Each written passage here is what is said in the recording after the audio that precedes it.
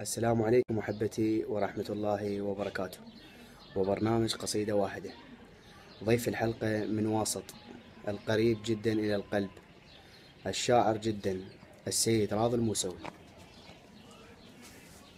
انفجر قلبه وطلع من عنده حب الناس، ويا عميان القلوب انصحكم وتبطلون، شالوا غيبة الشايلهم انا سنين. الله.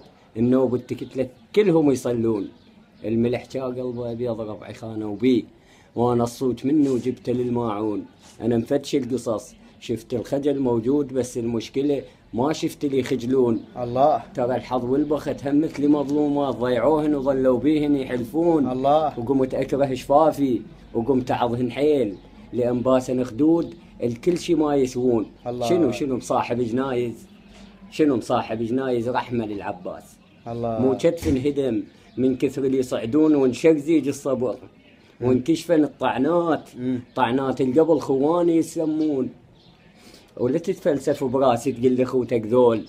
يوسف مو نبي، بس شوف اخوته شلون. الله.